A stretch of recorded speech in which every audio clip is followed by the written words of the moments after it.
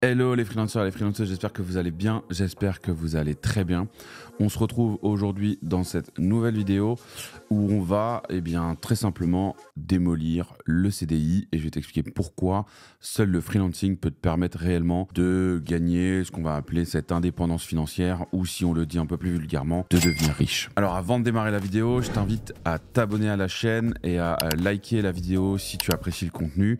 N'hésite pas à nous donner de la force et à poser tes questions en commentaire. Pour info, on publie une vidéo par semaine sur des thématiques freelance IT. Donc n'hésite pas à t'abonner si ce genre de contenu peut t'intéresser. Aujourd'hui, on va parler du CDI et du freelancing. Je vais t'expliquer pourquoi tu ne seras jamais riche en CDI ou en tout cas pourquoi tu ne pourras jamais ou très difficilement atteindre cette liberté financière via le CDI.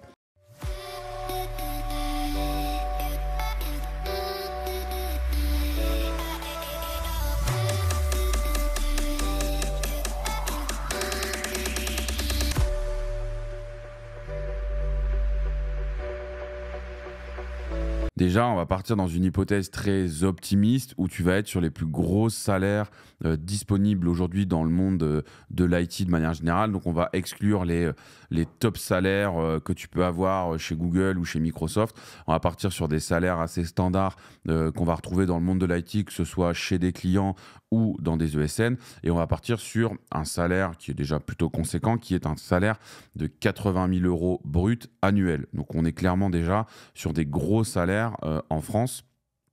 Aujourd'hui, avec ce salaire de 80 000 euros, tu vas avoir un net avant impôt qui va tourner autour des 60-63 000 euros, donc net. Et là-dessus, tu vas évidemment avoir un impôt qui va être variable selon les situations de chacun.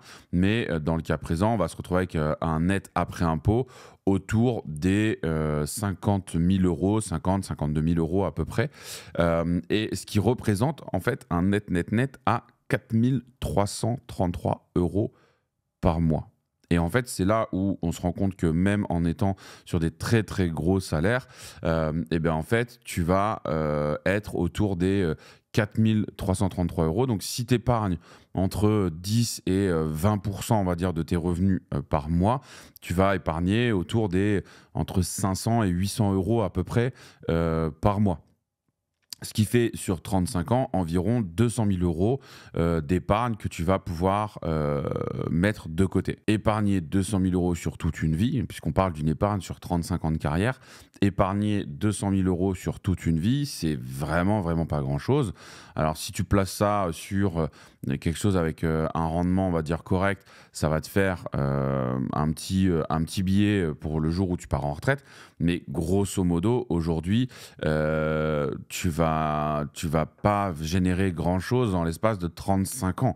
Même si à côté de ça, tu as payé ta baraque, etc., ça veut dire que dans 35 ans, voilà, grosso modo, tu as 500 000 euros de patrimoine, quoi. Donc c'est un beau montant, on va pas cracher dessus. Mais aujourd'hui, si tu as des ambitions, si ton souhait, c'est d'être un peu plus haut, on va dire, et de pouvoir mieux gagner ton indépendance financière et être positionné sur des niveaux de revenus qui sont beaucoup plus adaptés aujourd'hui à ce que tu souhaites, eh bien, tu te rends bien compte que même en atteignant les plus hauts salaires d'un CDI, tu n'y arriveras pas. Chose qui ne sera pas le cas en freelance.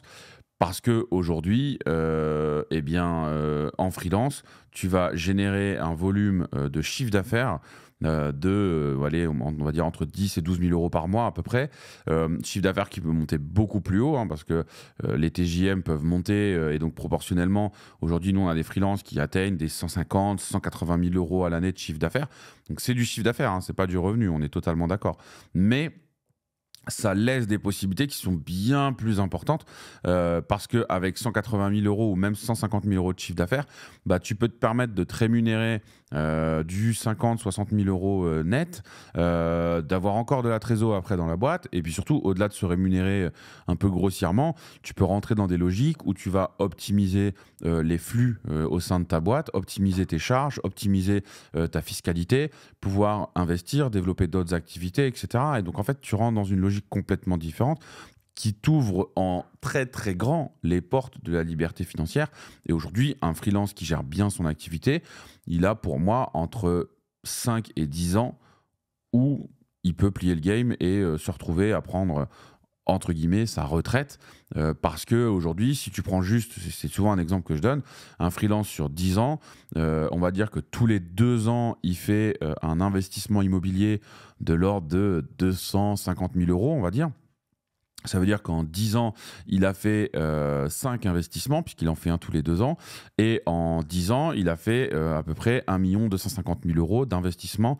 Et il a un patrimoine brut de 1 250 000 euros. 1 250 000 euros, si tu le fais tourner autour des 10%, même à 8%, tu vas te retrouver avec un 100 000 euros, 120 000 euros de revenus annuels. Même si ta fiscalité, elle est éclatée au sol, logiquement, tu as de quoi vivre et entre guillemets, tu as atteint ce fameux Graal de rentier qui me fait toujours très rire. Mais en tout cas, tu as atteint cette liberté que tu peux rechercher et qui peut te permettre derrière voilà, de faire d'autres choses, de décider si tu bosses ou pas, de prendre des coupures, de prendre des breaks entre les missions, de ne pas être en stress quand tu n'as plus de mission, etc., etc. Donc aujourd'hui, concrètement, le CDI ne te permettra pas d'atteindre ça. Alors, sécurité de l'emploi, bullshit, parce qu'aujourd'hui, je vois nombre de personnes qui sont en CDI et via des ESN, par exemple, à la moindre première intercontrat ou au moindre problème, frémissement du marché, les boîtes coupent les périodes d'essai, les boîtes négocient des ruptures conventionnelles à tour de bras. Donc au final, derrière, tu vas me dire chômage, ouais, génial, mais bon, le chômage en un an de freelancing, tu te le mets deux fois de côté. Donc en fait, aujourd'hui, la meilleure sécurité que tu puisses te créer, c'est de lancer ton activité de freelance, de monter de la trésor, de te faire ton propre fonds de sécurité et de pouvoir avancer sereinement dans tes projets sans dépendre de personne. Et aujourd'hui, c'est ça, à mon sens, le meilleur levier disponible sur le marché dans le monde de l'IT. Donc si tu te poses encore ces questions-là, eh bien écoute, je pense que l'exemple que je viens de donner là est assez flagrant.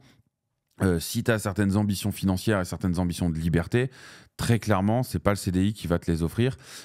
Et donc, penche-toi très sérieusement sur le freelancing. Si tu as des questions, des remarques, et je pense qu'il y aura des remarques sur ce type d'approche un peu brutale sur le CDI, mais en tout cas, n'hésite pas à nous mettre en commentaire tes feedbacks, tes avis, tes questions. On prendra avec grand plaisir le temps de te répondre et d'ouvrir même le débat sur certains sujets. En tout cas, j'espère que cette vidéo t'a plu. Si c'est le cas, n'hésite pas à nous mettre un like et n'hésite pas également à t'abonner à la chaîne pour pouvoir justement ne pas rater nos prochains contenus. Moi, d'ici là, eh bien, je te dis à très bientôt, évidemment sur la chaîne de freelancer.io. Et d'ici là, porte-toi bien, que ton business se porte bien et à très bientôt. Ciao.